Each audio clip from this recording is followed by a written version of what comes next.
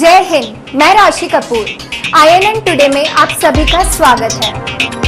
बढ़ेंगे आज की टॉप 9 सुपरफास्ट खबरों पे।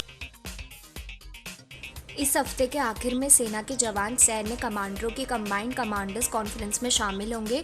इस कॉन्फ्रेंस की अध्यक्षता प्रधानमंत्री नरेंद्र मोदी करेंगे। कॉन्फ्रेंस में जवानों को पहली बार शामिल किया गया है।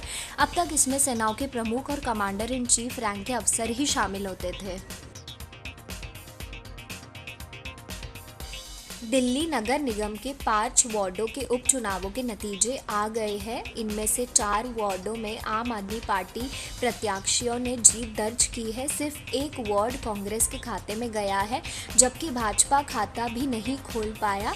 उपचुनाव में CM अरविंद केजरीवाल ने खुद प्रचार की कमान संभाली थी। महाराष्ट्र में आयकर विभाग ने बड़ी कार्रवाई की है। 4 कंपनियों पर इनकम टैक्स के छापे पड़े हैं, जिसमें Phantom films, Kwan, Exceed, Reliance entertainment शामिल है। इससे पहले बुधवार को टैक्स चोरी के मामले में फिल्म डायरेक्टर अनुराग कश्यप और तापसी पन्नू के घर पर आयकर विभाग ने छापेमारी की। दोनों बॉलीवुड सितारों ने आयकर विभाग से लंबी पूछताछ हुई। केंद्रीय ऊर्जा मंत्री RK सिंह के दावे के विपरीत अब तेलंगाना बिजली विभाग के अधिकारियों ने मिलने का दावा किया है। अधिकारियों के मुताबिक मुंबई में पिछले साल 12 अक्टूबर को चीनी हैकर्स ने पावर सप्लाई सिस्टम में सेंध लगाकर 12 घंटे ब्लैकआउट कर दिया था। उसी दिन तेलंगाना में भी 40 सब स्टेशन को भी इन हैकर्स ने टारगेट किया था। कोरोना वैक्सीनेशन के दूसरे फेज में सरकार ने सभी प्राइवेट अस्पतालों को शामिल कर लिया है। सोमवार से शुरू हुए इस फेज में पहले सरकारी योजनाओं से जुड़े 10,000 प्राइवेट अस्पताल ही शामिल किए गए थे। वैक्सीनेशन शुरू होने के एक दिन बाद ही यानी मंगलवार को सरकार ने इसका दायरा बढ़ा दिया है। साथ ही कहा है कि कोरोना वैक्सीन की कोई कमी नहीं है। हरियाणा की खट्टर सरकार ने प्राइवेट सेक्टर में जॉब रिजर्वेशन को लेकर बड़ा कदम उठाया है। राज्य के युवाओं को निजी सेक्टर में 75% आरक्षण मिलेगा, जो 10 वर्ष तक लागू रहेगा।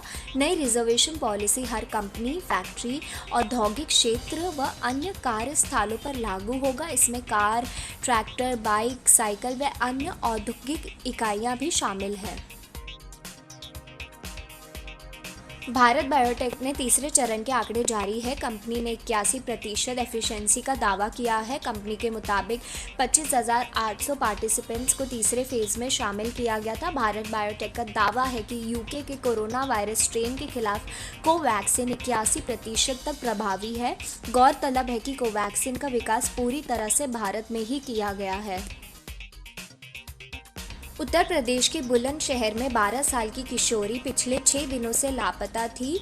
बुधवार को उसका शव एक गड्ढे में दफनाया हुआ बरामद हुआ। इस घटना ने उत्तर प्रदेश की कानून व्यवस्था पर एक बार फिर से प्रश्न चिन्ह खड़ा कर दिया है। घटना का मुख्य आरोपी 22 वर्षीय हरेंद्र फिलहाल फरार है, जो कि दिल्ली में मजदूरी का काम करता था। हरेंद्र उस दिन घर पर ही मौजूद था जिस दिन पीड़िता लापता हुई।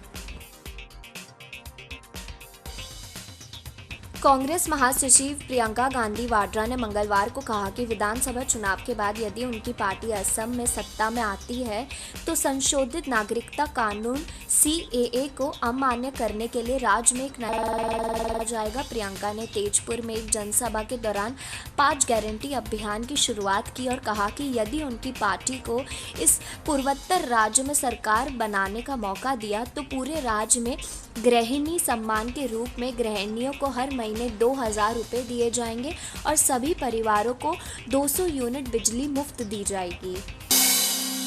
खबरों का सिलसिला जारी रहेगा। जय Hind. For more details, please subscribe to our channel and hit the bell icon for latest updates.